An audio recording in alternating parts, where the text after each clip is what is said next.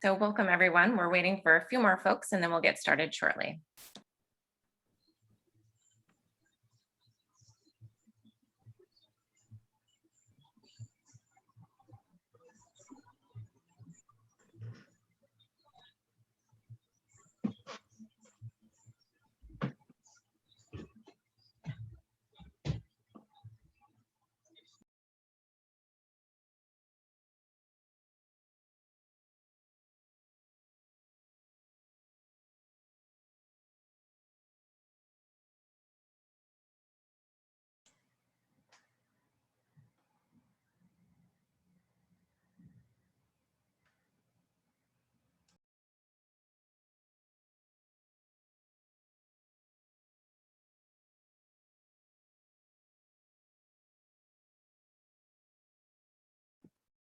So Fred and John, there are no more people in the waiting room to let in.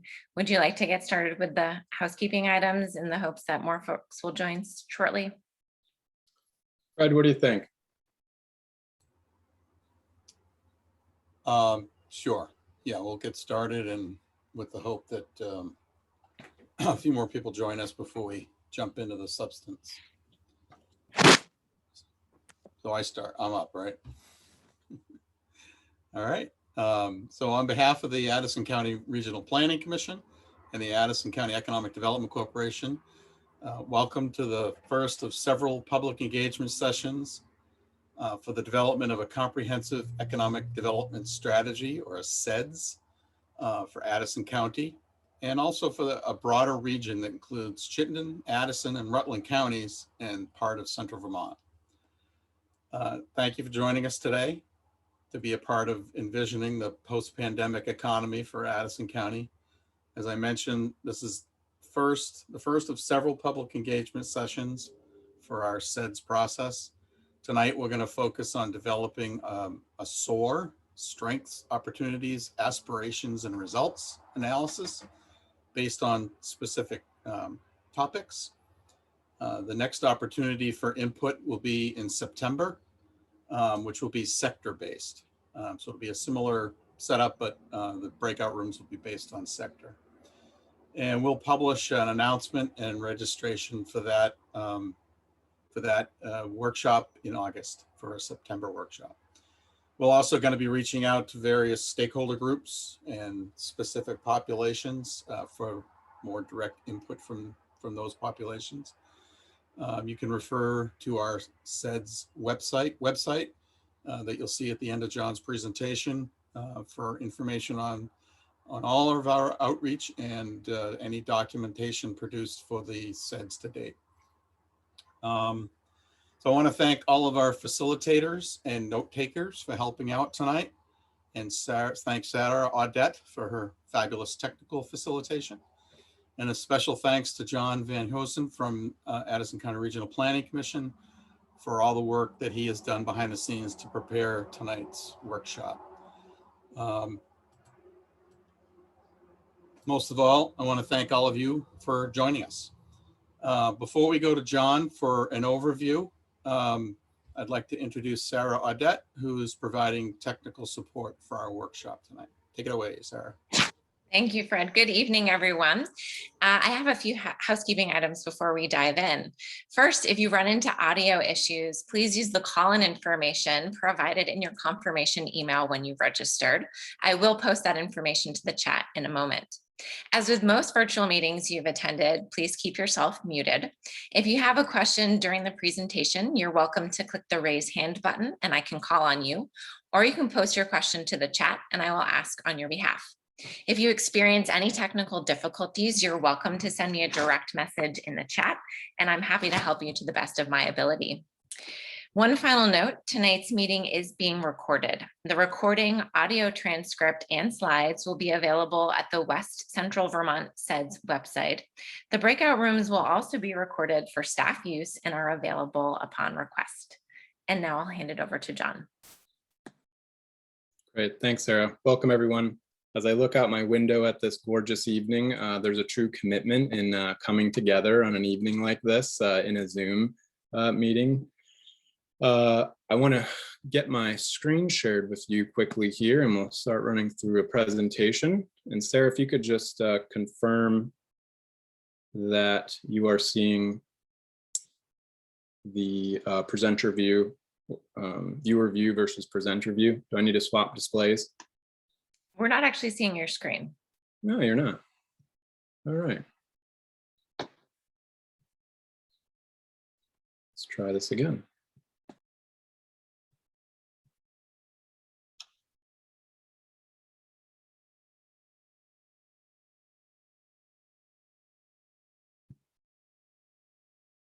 How about now? You're good to go. Thank you. Great, thanks. So Fred thanked me, but I also need to give credit where credit's due, which is the CEDS committee has developed a lot of the materials that you will be viewing and reviewing this evening. So that includes a wide variety of people that many you'll interact with tonight in the breakout rooms. So a short overview, much of this we're going to go through quickly. The primary goal here tonight is so that you have a sense of what is the CEDS. Fred's used the term a few times. We're going to dive into that a little bit deeper, and why we want to conduct a SOAR analysis, which again, differentiating between SWOT and SOAR will do, and then giving some insight and overview into the region of interest, economic profile, and getting a sense of what many of you probably already participated in providing guidance into that SWOT development. Then we'll jump into breakout groups, have about a 40-minute conversation, and then we will come back and report out quickly at the end. So this map on the right-hand side gives you an overview of the region that we're talking about. Basically 4 counties, plus or minus some towns. So it includes all 4 of those regional planning commissions and the regional development corporations. So folks like Fred's counterparts in all of these other counties have been joining these conversations as well. And it includes about 90 municipalities. So large region, but again, our goal here tonight is to identify within this large region many of the strengths and opportunities that are similar to come to a consensus. So already mentioned the RPCs and the RDCs, but one of the supporting agencies is the Agency of Commerce and Community Development. And it's been helpful in providing a lot of the COVID information into this plan development.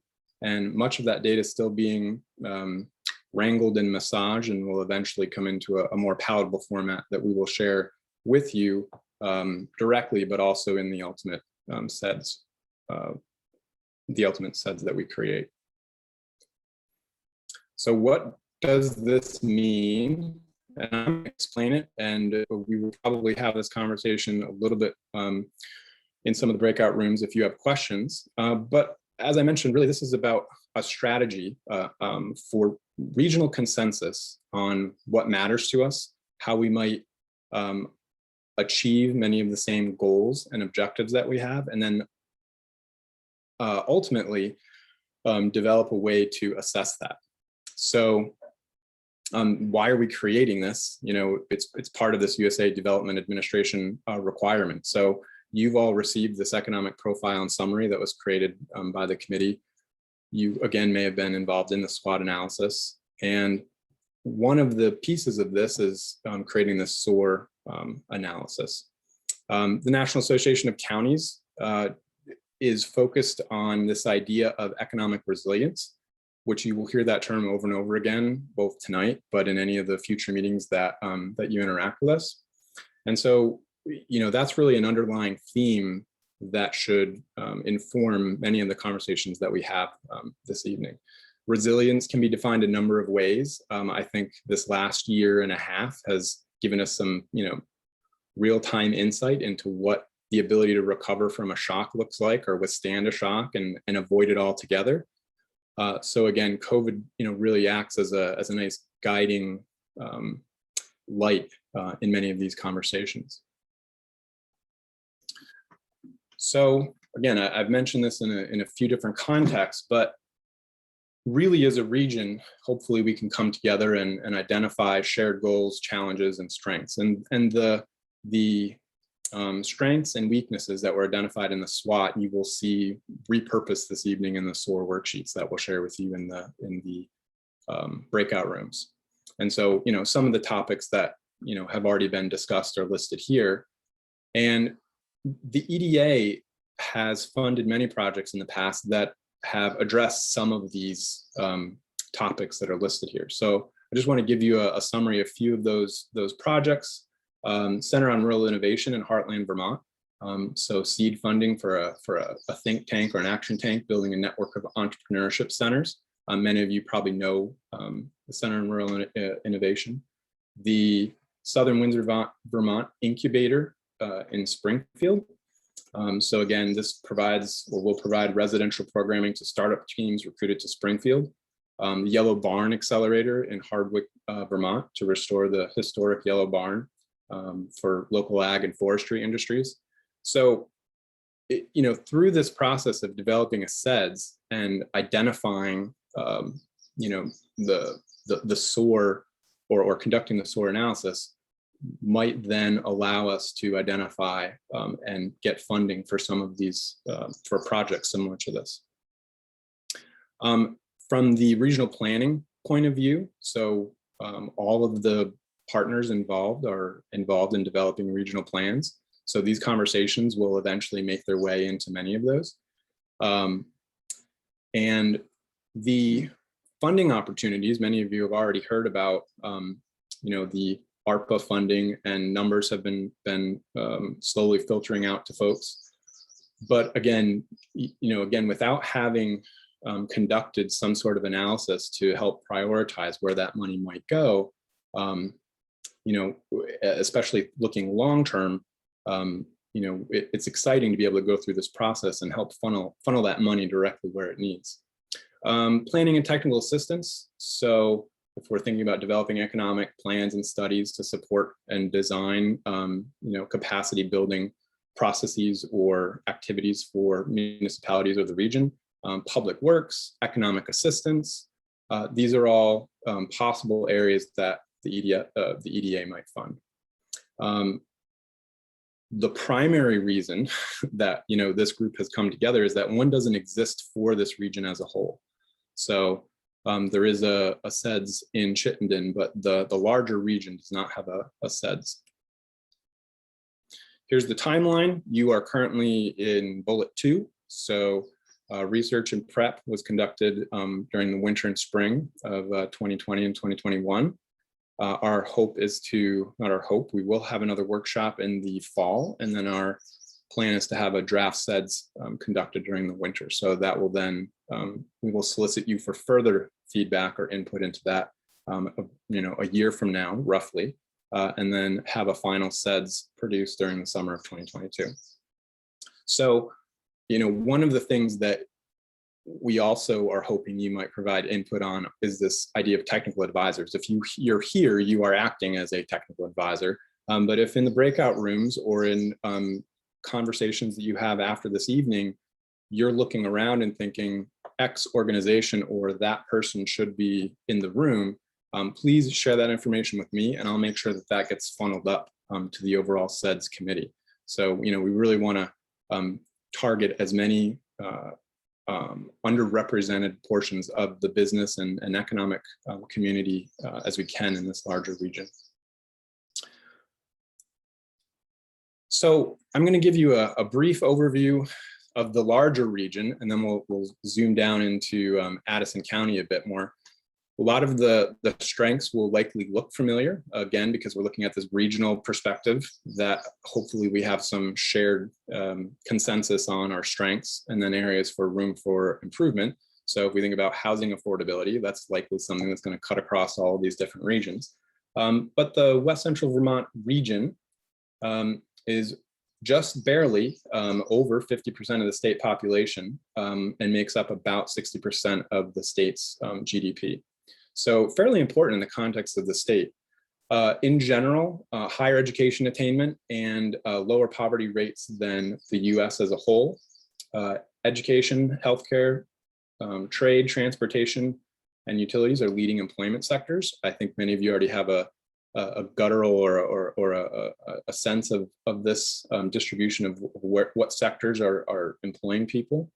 There's steady growth in population and covered employment since about 2010. Areas of improvement in the entire region, 30% of families are at or below livable wage. Aging workforce, no surprise there, all have opportunity zones. So areas where there's concentrated poverty that could be addressed, issues around childcare, access and affordability, and again, access to affordable housing. So, if you've ever listened to VPR in the last month, almost all of these topics have been, discussed in one way or the other. So familiar, and it makes sense that we will, find some commonality along the larger region. Addison County, if we zoom in and look specifically at Addison County, approximately 37,000 residents, a slightly older and aging population. 32% of the population over 16 is not in the labor force. And I just want to pause. Everything from this slide and everything that I'm sharing with you is in that economic profile that I've already shared with you, and really just trying to give you a quick overview of that document. High percentage of high school graduates and people with bachelor degrees or higher compared to both the US and the state. Education and health services make up the largest employment sector, and then trade, transportation, utilities, manufacturing, leisure, and hospitality. So a pretty nice distribution, but you can really see where that employment is concentrated. Median household income is higher than the state median value, but the median home value is also higher than the state and the US median value. 27% of the housing stock was built prior to 1939, so a huge opportunity there for weatherization, I'm sure. And another 28% between 1970 and 1989. 38% of the county lacks access to high-speed internet, and access to high-quality childcare is similarly limited. So again, that document gives you lots of talking points and things to chew on in the conversation. There's still a lot that we don't understand about this as far as the impacts, but in general, the GDP impact in 2020, one of the numbers that has been proposed is, $1.2 to $1.8 billion loss in Vermont. Much of that related to tourism. So negative impacts that we have either seen or experienced. Unemployment peaked around 15%. Gasoline sales down about 300 million. Restaurant purchases down 500 million. Brick and mortar retail down. And then travel and recreation, again, huge portion of Vermont's economy there. But grocery sales were up 100 million, vehicle sales were up 100 million. Residential building renovation is up, real estate is up, and federal stimulus dollars are flowing. And one of the related elements there is the cost of lumber that we've also all heard about. So the SWOT, again, many of you may have already participated in this, and this is just an example for workforce and education. And from the existing SWOT, I just pulled out one example of a strength and one example of an opportunity that was already discussed to then get us thinking about where we might go this evening about conducting a SOAR analysis. So strengths, weaknesses, opportunities. In many cases, this conversation revolves around things that we don't want or things that need to be resolved. And so, one of the talking points, one of the things that we want you to have in the back of your mind this evening is this statement down at the bottom that we really want to focus on what we want and not what we don't want. And so if you get redirected in the breakout groups this evening, rest assured that whatever you brought up will be recorded by the note taker so that we have that. But really that's going to be the focus. So, after we have that, conversation about strengths and opportunities, where do we go from there? What are our aspirations and how will we know that we've achieved them? So you will see this document, or at least this framework when you get into the breakout room, and these are the sort of questions that the facilitator will be asking. I think one of the best starting points is that question, what are we most proud of as far as strengths are concerned? And so then we will, quickly move into these other three categories because the strengths have been identified for most of the topics that we're discussing this evening. So the SOAR has been broken out into these 6 groups: workforce and education, business climate, innovation and entrepreneurship, infrastructure, quality of life, civic and governance systems, and land use and natural resources. I think most of these make sense, at a high level. If you have questions about what we're really trying to talk about, many of your facilitators have reached out and asked me, wait, what do you guys mean by that? And I've shared resources with them to help inform that conversation. But if you're thinking about quality of life, it might be something like, and that's one that folks had a question about, of walkability of a municipal or downtown area, food access, soundscapes, things like that might end up in that category.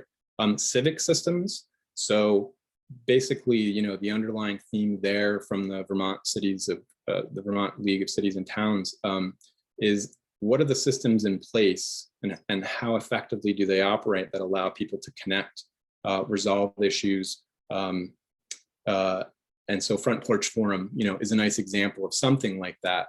That's, part of most communities. So if you have any questions about this when you get into the breakout rooms, ask the facilitator to elaborate a bit more. All of the breakout rooms also have a note taker, except for one of RPC staff. So again, they may also be able to provide some insight into these topics because they ultimately lead into our regional plan document. So with that very brief and quick overview, I'm going to stop here and ask Sarah to send us off into our breakout rooms and explain how that process is going to happen.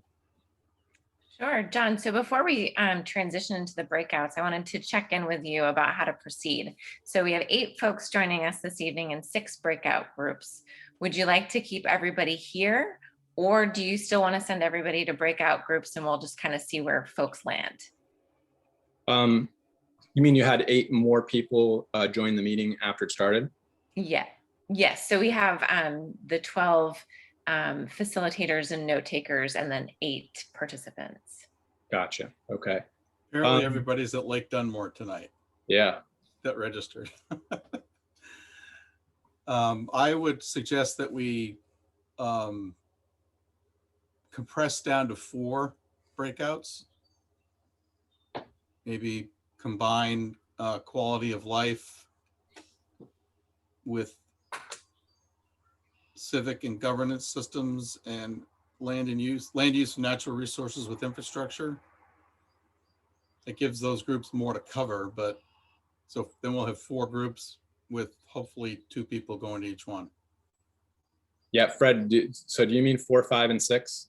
Why don't we put 4, 5, and 6 into a group? Those were the groups with the lowest number of folks interested, I think, when they registered. Yeah, that works. So we'll keep the first 3: workforce and education, business climate, infrastructure, and then combine the last 3 into one. Okay, great. Let me just make that change on my end, and then I'll explain the breakout rooms. So while Sarah's doing that, I'm happy to facilitate the merged group. So anyone who is supposed to facilitate quality of life, civic and governance systems, you're off the hook for the evening. And let's see here. Or stay and participate. Yes, absolutely. Since we were both signed up anyway. Right. Yes. Yeah. Please stay. I just meant you didn't have to facilitate. And I'm going to stop sharing real quick so that I can just double check my list here.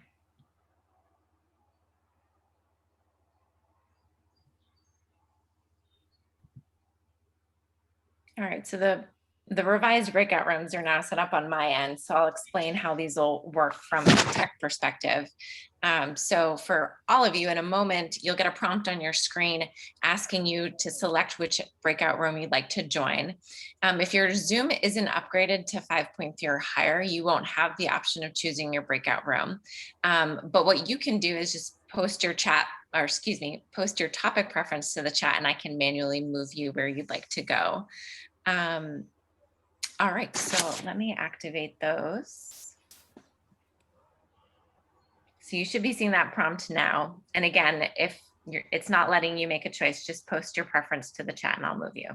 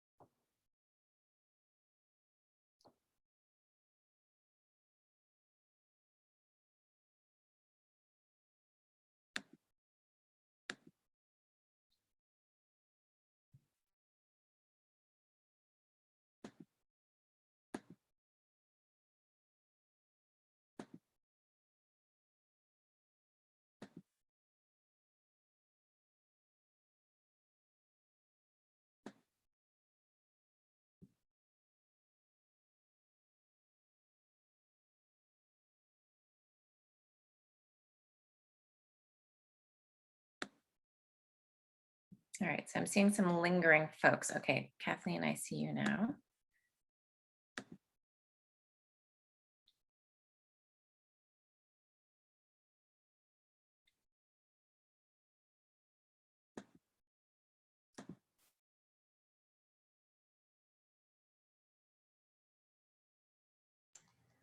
Sarah, I can't remember. Am I supposed to do something? I can't remember.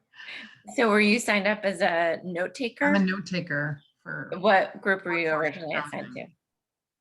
Sorry, say that again. housing in workforce. Okay, so I will move you there. And then Caroline, I didn't happen to see in the chat where you'd like to go.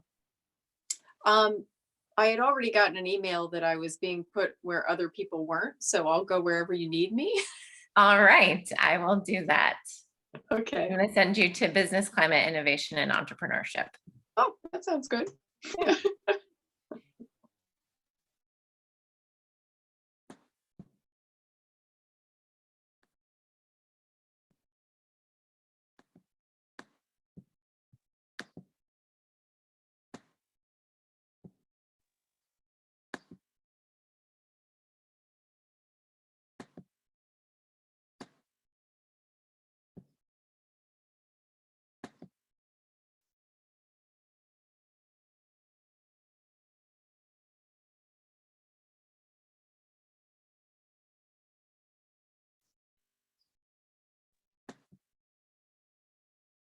All right, it looks like everybody is back from the breakout rooms.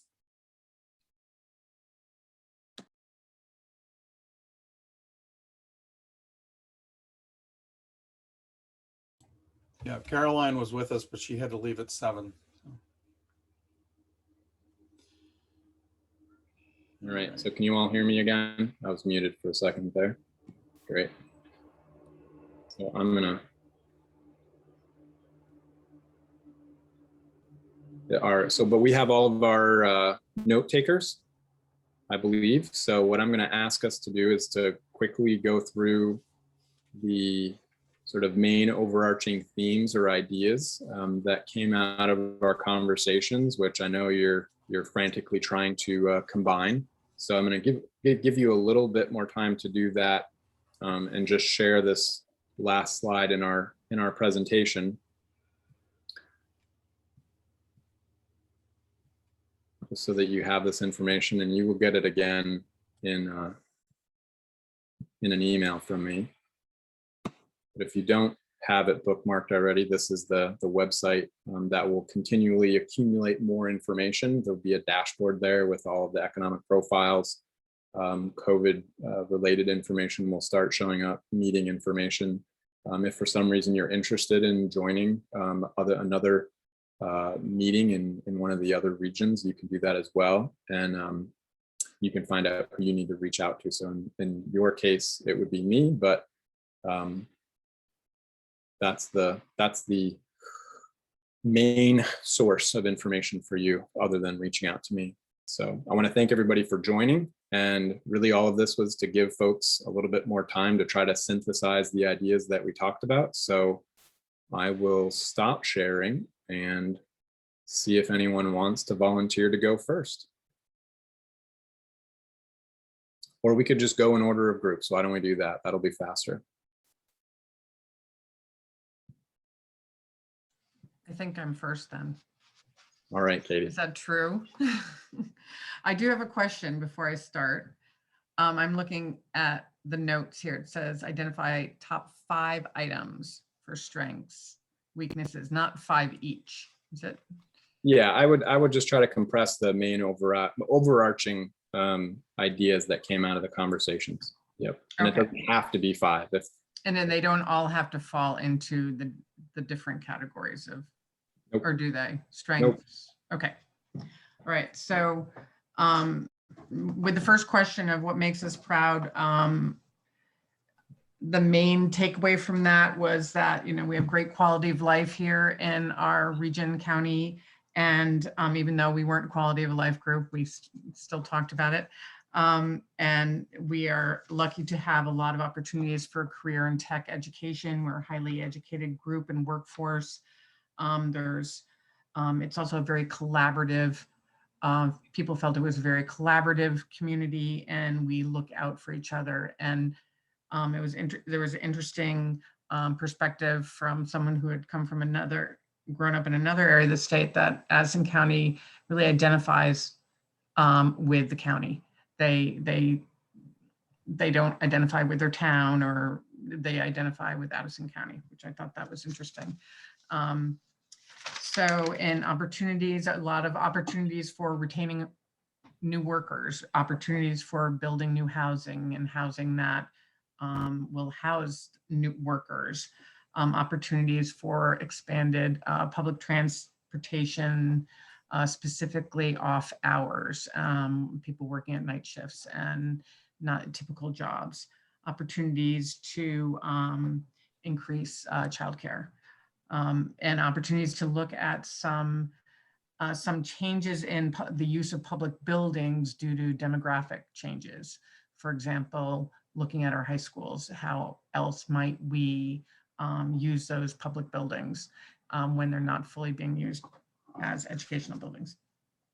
Aspirations, looking for increasing the diversity of our economies and backgrounds of people that want to be here, people who want to come to Vermont. Can we support them with housing?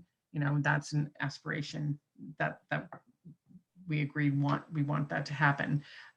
We want to keep working on developing vibrant downtowns.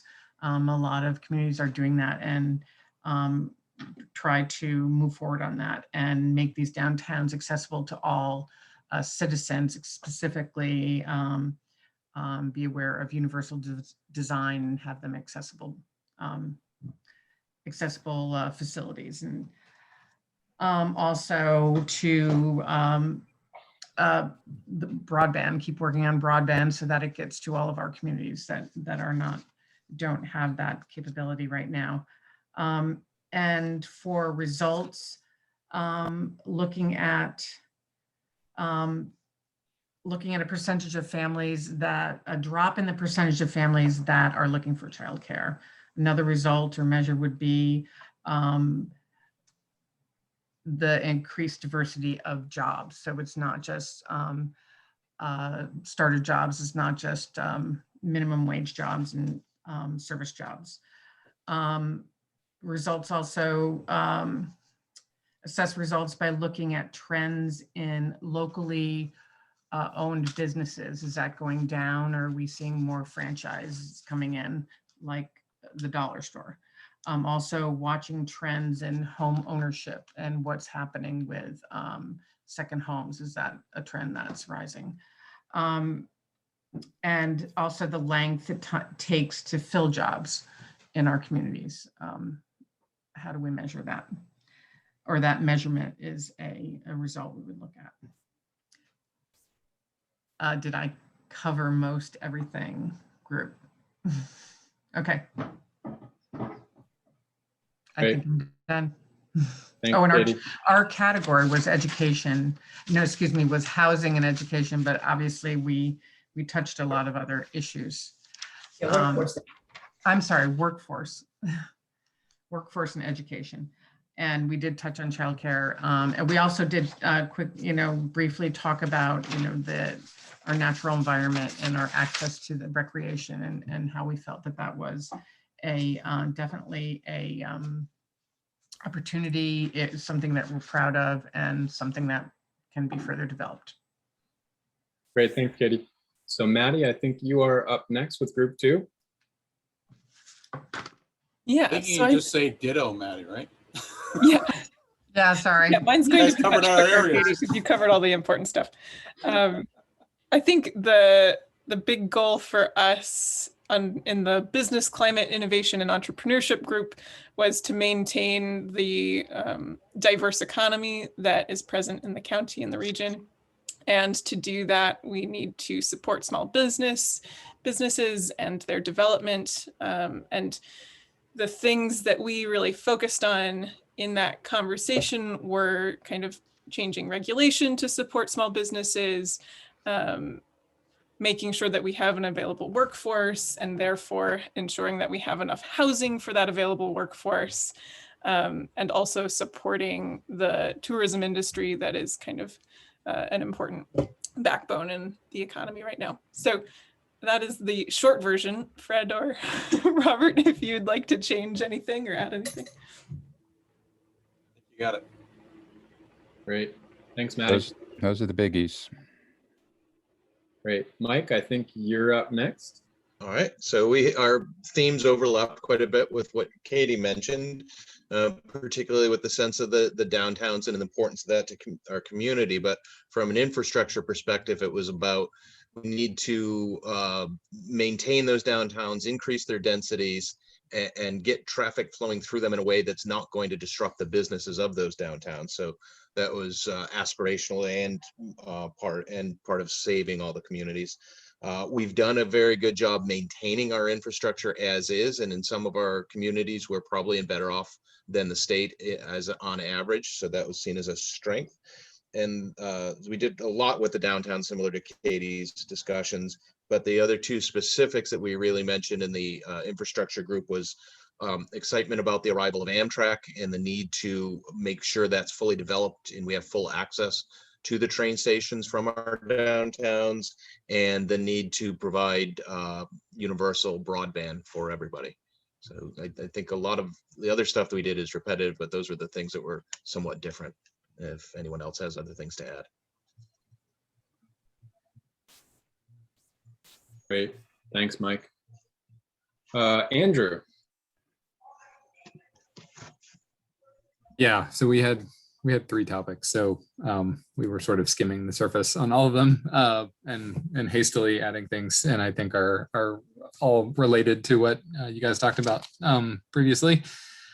So in our civics and governance, had a lot of discussion about how we want to continue engaging people, bring new residents into local government and the process, bringing more young people in, and using some of the things that have come recently with Zoom and remote technologies, building on newsletters and front porch forum and mailings, and really trying to increase engagement across all those groups.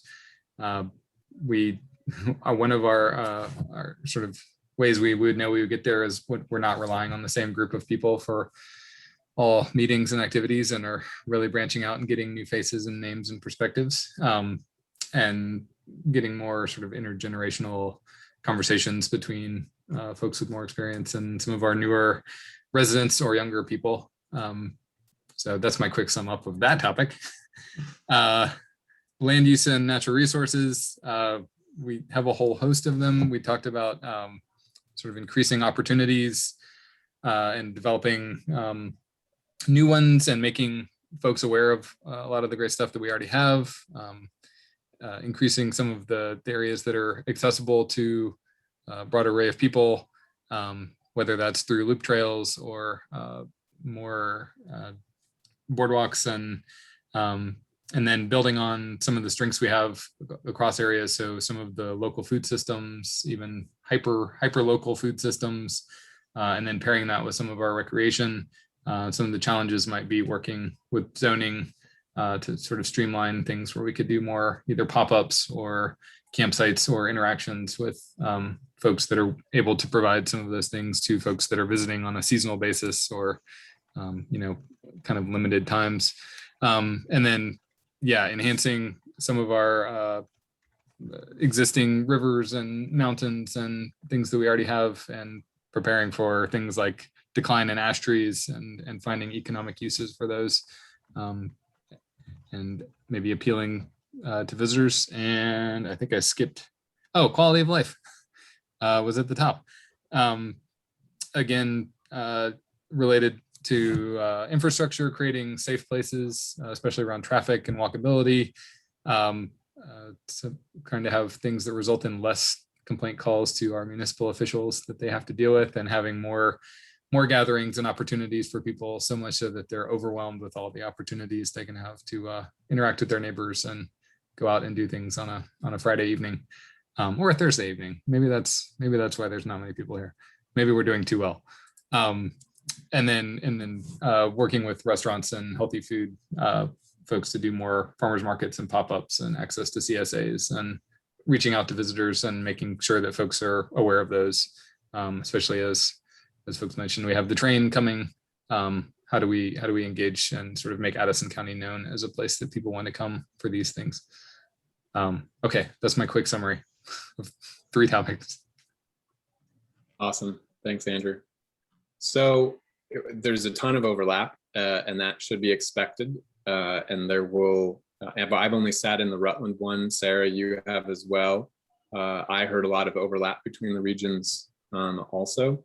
So hopefully these conversations make it easy for us to synthesize these SOAR analyses into the final CEDS document.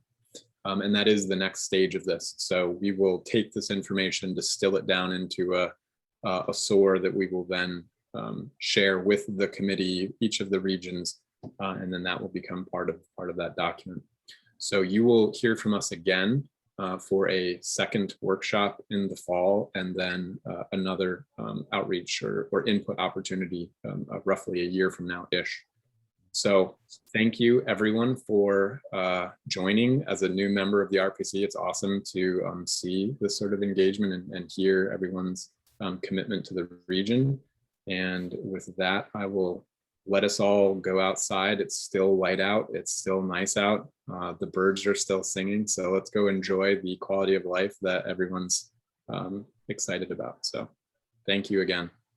Thank you, everybody, for participating. Thank you. Thanks. Thanks. Bye. Bye.